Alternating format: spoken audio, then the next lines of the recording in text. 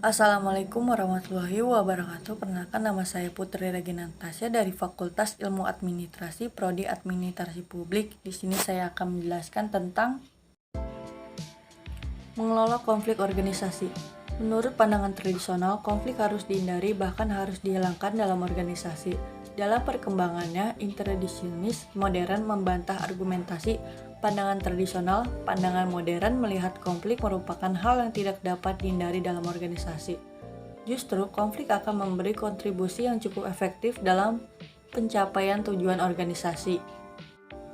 Definisi konflik menurut Robbins menjelaskan bahwa konflik adalah suatu proses interaksi yang terjadi akibat adanya ketidaksesuaian antara dua pendapat sudut pandang yang berpengaruh atas pihak-pihak yang terlibat, baik pengaruh positif maupun pengaruh negatif. Sedangkan menurut Munhas 1981, konflik adalah kondisi yang ditimbulkan oleh adanya kekuatan yang saling bertentangan. Kekuatan-kekuatan ini bersumber pada keinginan manusia. Istilah konflik tersendiri diterjemahkan dalam beberapa istilah, yaitu perbedaan pendapat dan persaingan.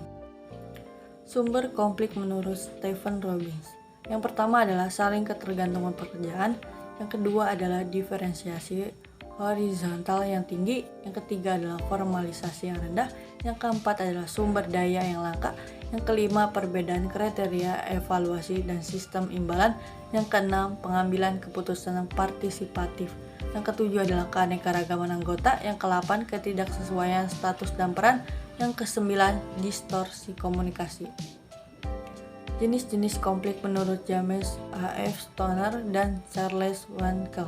Dikenal ada 5 jenis konflik, yaitu konflik interpersonal, yang kedua adalah konflik interpersonal, yang ketiga adalah konflik antar individu dan kelompok, yang keempat ada konflik antar kelompok, dan yang kelima adalah konflik antar organisasi. Teknik mengelola konflik. 1.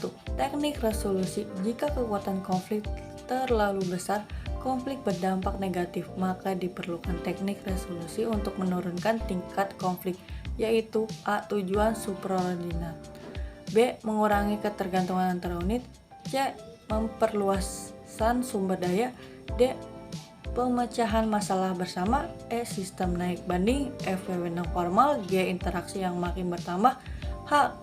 Kriteria evaluasi, I. Membaurkan unit yang berkonflik.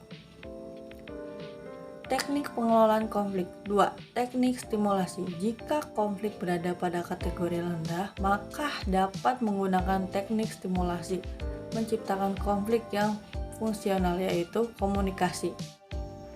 Komunikasi. Pada saat tingkat konflik berada pada kondisi yang tingkat dukungan efektivitas organisasi rendah, maka manajer bisa menstimuli konflik dengan memanipulasi pesan dan saluran sedemikian rupa sehingga mendorong terjadinya konflik.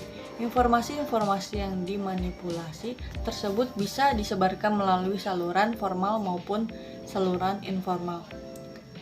Keanekaragaman. Ketika sebuah unit mengalami kemacetan, solusi yang paling tepat untuk membangunkan unit tersebut adalah dengan memasukkan seseorang atau beberapa orang yang latar belakangnya, pengalamannya, dan nilai-nilai berbeda secara mencolok dari yang dipegang oleh para anggota pada saat ini dalam sebuah unit. Persaingan. Manajemen dapat merangsang konflik dengan menciptakan rangsangan yang bersaing di antara unit-unit. Gibson 1985.32. Berdasarkan beberapa kajian, dia menyarankan bahwa mengubah struktur dengan meningkatkan diferensiasi horizontal telah teruji sangat efektif untuk menciptakan konflik. Karena dengan meningkatkan diferensiasi horizontal, masing-masing bagian spesialisasi akan menjadi lebih homogen. Cara mengatasi konflik. 1. Pada tingkat struktur. A. Melakukan perubahan struktural. B. Meningkatkan peran integrasi. C. Menyesuaikan hierarki kewenangan dengan kebutuhan organisasi. 2. Pada tingkat individual. A. Membangun dialog dalam unit-unit kerja atau tim kerja. B. Membentuk attitudinal structuring. C. Petunjukan pihak ketiga. D. Rotasi dan mutasi. E. Pergantian personil. C. Memilih pemimpin yang kuat. Penanganan konflik. Spiegel 1994 menjelaskan ada 5 tindakan yang dapat kita lakukan dalam penanganan konflik. 1. Berkompetisi, 2. Menghindari konflik, 3. Akomodasi, 4. Kompromi, 5. Berkolaborasi.